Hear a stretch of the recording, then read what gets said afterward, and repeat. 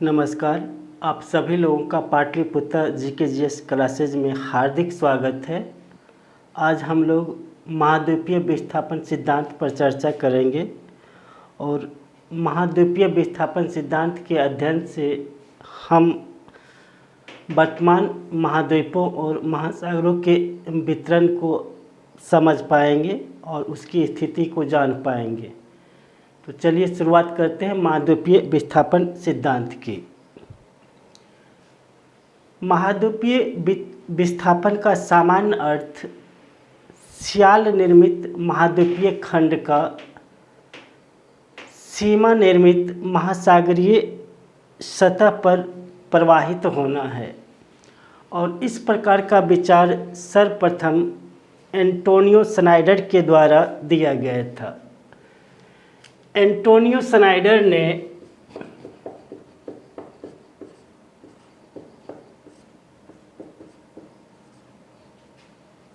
अपना यह विचार 1858 में दिया था। एंटोनियो स्नाइडर यूरोप और उत्तरी अमेरिका में पाए जाने वाले कोयला क्षेत्रों में जो वनस्पतिक अवशिष्ट पाए गए थे उन दोनों के बीच समानता स्थापित करना चाहते थे और इस दिशा में अगला महत्वपूर्ण कार्य एफ.बी. टेलर के द्वारा किया गया।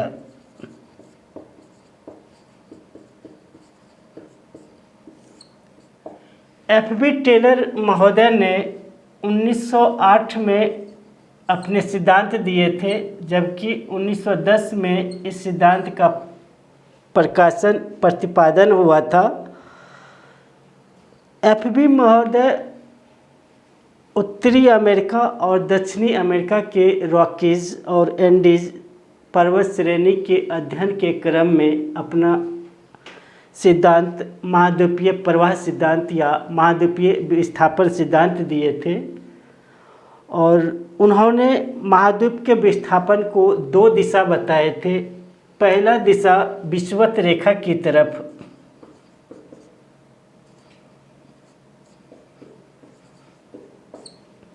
और दूसरा दिशा पश्चिम की तरफ। और इन दोनों दिशाओं में विस्थापन का कारण चंद्रमा का ज्वारीय शक्ति बताए थे।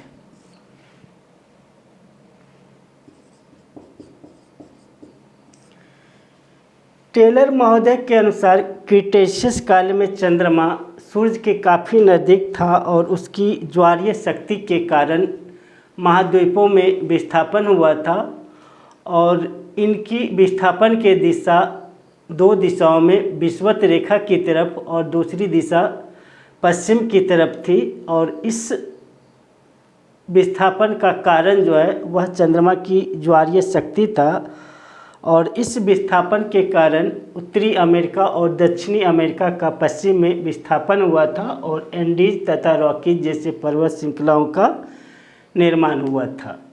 लेकिन महाद्वीपीय विस्थापन सिद्धांत के संदर्भ में सबसे महत्वपूर्ण विचार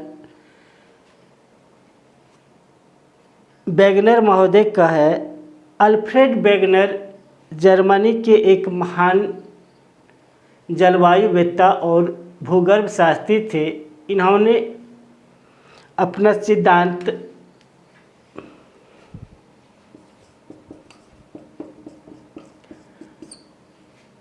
उन्नीस सौ 12 में प्रस्तुत किए थे, लेकिन प्रथम विश्व युद्ध के शुरुआत होने के बाद जो है इस सिद्धांत को लोगों ने ज़्यादा ध्यान नहीं दिया था, लेकिन प्रथम विश्व युद्ध के बाद इस सिद्धांत पर लोगों का ध्यान गया था। अल्फ्रेड वेगनर महोदय ने यह माना कि पृथ्वी के प्रारंभिक काल में स्थलीय भाग को इन्होंने पेंजिया कहा तथा जलीय भाग को पैंथालासा कहा। वेगनर महोदय ने यह कहा कि पेंजिया 3 भागों में विभाजित है, सियाल, सीमा और नीफे। उनके अनुसार सियाल जो है वह सीमा के ऊपर प्रवाहित है। कालांतर में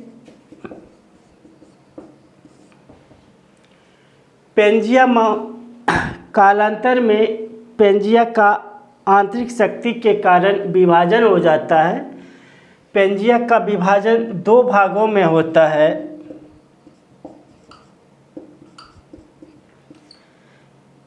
पहला अंगारा लैंड और दूसरा गोंडवाना लैंड। अंगारा लैंड को पुनः लॉरेंसिया के नाम से भी जाना जाता है। एक बार पुनः रिवाइज करते हैं। महाद्वीपीय विस्थापन का सामान्य अर्थ सियाल निर्मित महाद्वीपीय खंड का सीमा निर्मित महासागरीय सतह पर प्रवाहित होना है। इस प्रकार का प्रथम विचार एंटोनियो श्नाइडर महोदय के द्वारा 1858 में दिया गया था। इन्होंने यूरोप और अमेरिका में पाए जाने वाले कोयला क्षेत्रों में वनस्पति के अवशेषों की समानता को स्पष्ट करना चाहता। पुनः एफ.बी. टेलर महोदय के द्वारा 1908 में महाद्वीपीय विस्थापन सिद्धांत दिया गया था, जिसका प्रतिपादन 1910 में हुआ था। इन्होंने विस्थापन की 2 दिशा बताई थी, विषुवत रेखा और दूसरी पश्चिम की तरफ, और विस्थापन का कारण चंद्रमा की ज्वारीय शक्ति बताया था। एफ.बी. टेलर महोदय उत्तरी अमेरिका और दक्षिणी अमेरिका में स्थित रॉकीज और एंडीज पर्वतमाला के अध्ययन के क्रम में अपना यह विचार दिया था। लेकिन महाद्वीपीय विस्थापन के संदर्भ में सर्वाधिक महत्वपूर्ण विचार अल्फ्रेड वेगनर के द्वारा दिया गया। इन्होंने अपना सिद्धांत 1912 ईस्वी में दिए, लेकिन प्रथम विश्व युद्ध के आरंभ होने के बाद इनके सिद्धांत को ज़्यादा महत्व नहीं मिला। लेकिन प्रथम विश्व युद्ध के बाद लोगों ने इनके सिद्धांत पर ध्यान दिया। वेगनर महोदय के अनुसार पृथ्वी के प्रारंभिक स्थलीय भाग को पेंजिया कहा गया और उसके शेष जलीय भाग को पैंथालासा कहा गया। वेगनर के अनुसार पेंजिया के 3 भाग थे, सियाल, सीमा और नीफे। और उनके अनुसार सियाल जो है वह सीमा के ऊपर प्रवाहित है। कालांतर में पेंजिया का विभाजन हुआ अंगारा लैंड या लॉरेंसिया में और दूसरा गोंडवाना लैंड भाग था। पेंजिया के उत्तरी भाग को अंगारा लैंड तथा दक्षिणी भाग को गोंडवाना लैंड कहा जाता है। भारत भी गोंडवाना लैंड का विखंडित एवं विस्थापित रूप है।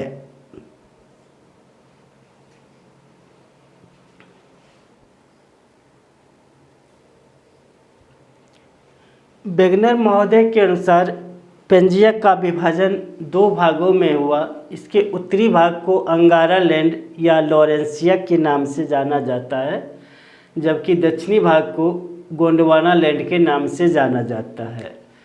पुनः अंगारा लैंड एवं गोंडवाना लैंड के बीच तेथिस सागर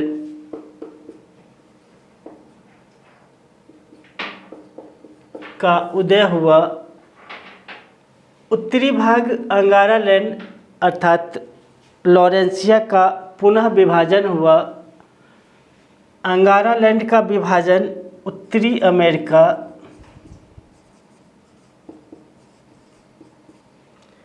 यूरोप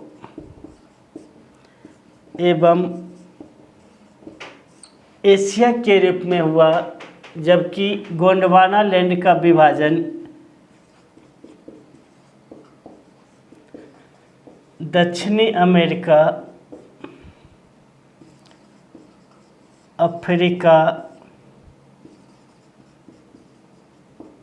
ऑस्ट्रेलिया,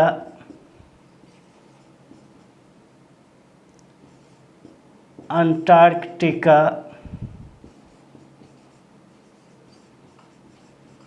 प्रायद्वीपीय भारत एवं मेडागास्कर के रूप में हुआ।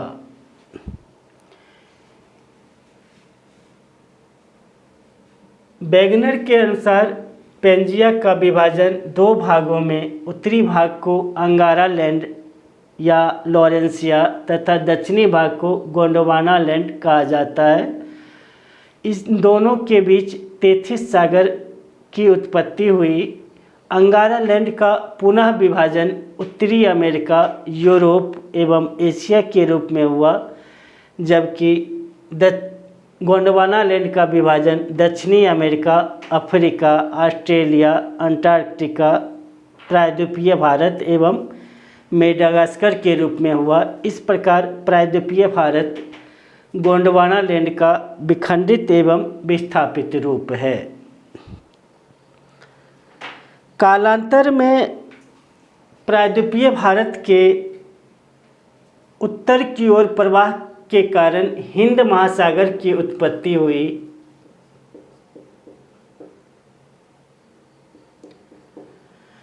उत्तरी अमेरिका और दक्षिणी अमेरिका के पश्चिमी प्रवाह के कारण अंध महासागर की उत्पत्ति हुई।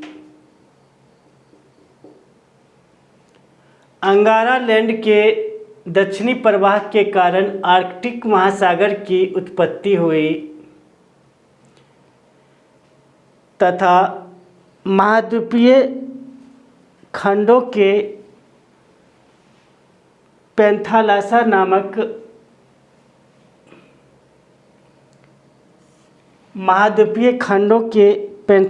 नामक जलीय क्षेत्र के अतिक्रमण के कारण प्रशांत महासागर की उत्पत्ति हुई और इस प्रकार महाद्वीपों और महासागरों के वर्तमान रूप अभी जो है वह प्राप्त हुआ।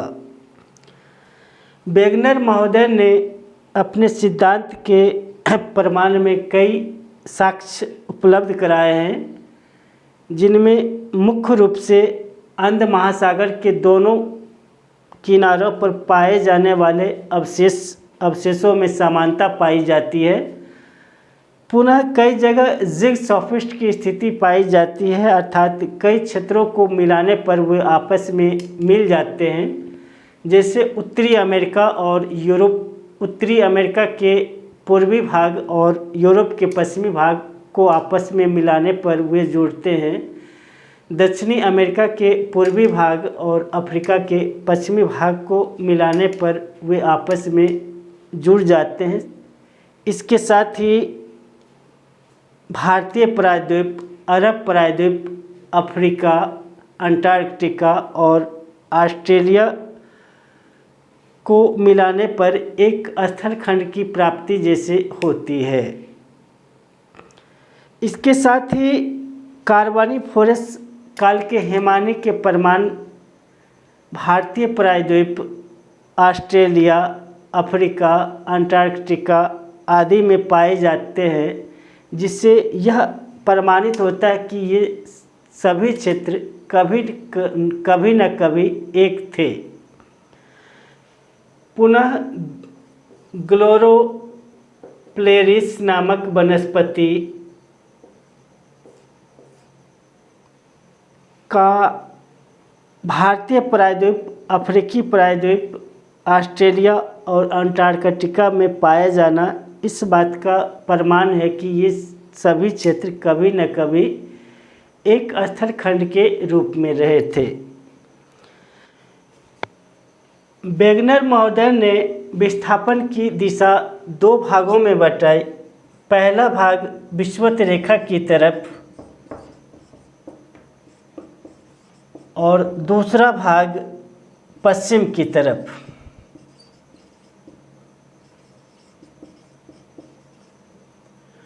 उनके अनुसार विषुवत रेखा की तरफ विस्थापन का मूल कारण गुरुत्वाकर्षण था, जबकि पश्चिम की तरफ विस्थापन का कारण चंद्रमा की और सूर्य की ज्वारीय शक्ति था। वेगनर महोदय ने विस्थापन के दो दिशा बताए हैं। प्रथम दिशा विषुवत रेखा की तरफ जो गुरुत्वाकर्षण के कारण, और दूसरी दिशा पश्चिम की तरफ जो ज्वारीय शक्ति के कारण उत्पन्न हुआ था। विषुवत रेखा की तरफ अंगारा लैंड और गोंडवाना लैंड के प्रवाह के कारण तैथिस सागर के मलबे पर दबाव पड़ा था और इससे हिमालय जैसे पर्वत का विकास हुआ था। पुनः पश्चिमी विस्थापन की तरफ उत्तरी अमेरिका और दक्षिणी अमेरिका के पश्चिम प्रवाह करने से रॉकीज और एंडीज जैसे पर्वतों का विकास हुआ था। वेगनर के महाद्वीपीय विस्थापन सिद्धांत को प्रारंभ में काफ़ी मान्यता मिली थी और इसे खूब सराहा गया था, लेकिन बाद के वर्षों में इसकी आलोचना भी होने लगी थी और आलोचना का प्रमुख कारण यह था कि ज्वारीय शक्ति के कारण और गुरुत्वाकर्षण के कारण इतने बड़े महाद्वीपों का विस्थापन संभव नहीं है। पुनः वेगनर महोदय ने ऑस्ट्रेलिया और अंटार्कटिका की वर्तमान स्थिति को स्पष्ट नहीं कर पाए। उनके अनुसार जिग सॉफिस्ट की भी स्थिति नहीं बनती है, अर्थात बहुत से स्थलों को जोड़ने पर वो आपस में नहीं मिल पाए हैं। इसके साथ ही इस सिद्धांत की काफ़ी आलोचना होने लगी थी और इसकी मान्यता समाप्त होने लगी थी, लेकिन इसी समय आर्थर होम्स के संवहन तरंग सिद्धांत के कारण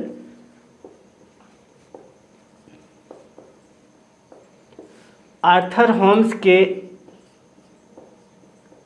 संवहन तरंग सिद्धांत के कारण वेगनर के महाद्वीपीय सिद्धांत को जीवनदान मिला, लेकिन इसकी व्यापकता और गहनता में वृद्धि जो है प्लेट विवर्तनिकी सिद्धांत के आने के कारण हुआ। प्लेट विवर्तनिकी सिद्धांत के आने के बाद महाद्वीपीय विस्थापन सिद्धांत को एक जीवनदान मिला। प्लेट विवर्तनिकी सिद्धांत में यह माना गया कि महाद्वीपों का नहीं वरन प्लेटों का विस्थापन होता है। चूँकि महाद्वीप प्लेट के ही बने होते हैं, अतः महाद्वीपों में स्वतः विस्थापन होता है और इस प्रकार प्लेट विवर्तनिकी सिद्धांत के द्वारा महाद्वीपीय विस्थापन सिद्धांत की पुष्टि की गई। प्लेट विवर्तनिकी सिद्धांत में प्लेटों के सीमांत महत्वपूर्ण होते हैं और प्लेटों के सीमांत तीन प्रकार के होते हैं: अपसरण सीमांत, अभिसरण सीमांत और संरक्षित सीमांत। अपसरण सीमांत के क्षेत्र में प्लेट एक दूसरे से दूर जाते हैं और अंदर का मैग्मा बाहर आता है और इससे निर्माण कार्य प्रारंभ होता है, जिसे निर्माणकारी सीमांत कहा जाता है। जबकि अभिसरण के क्षेत्र में प्लेटें एक दूसरे से टकराती है और भारी प्लेट का सबडक्शन होता है, विनाश होता है, और इस क्षेत्र में भारी प्लेटों का विनाश होता है, इसलिए इसे विनाशकारी सीमांत कहा जाता है। जबकि संरक्षित सीमांत क्षेत्र में प्लेट एक दूसरे से टकराते हैं और इससे कंपन उत्पन्न होता है और भूकंप की उत्पत्ति होती है। प्लेटों के इन सीमांतों के कारण अपसरण क्षेत्र में ज्वालामुखी क्रियाएं होती है, अभिसरण के क्षेत्र में पर्वत निर्माण की क्रिया होती है और संरक्षित सीमांत में भूकंपीय क्रियाएं होती है। और इस प्रकार प्लेट विवर्तनिकी सिद्धांत के द्वारा महाद्वीपीय विस्थापन सिद्धांत को जीवन दान प्राप्त हुआ है।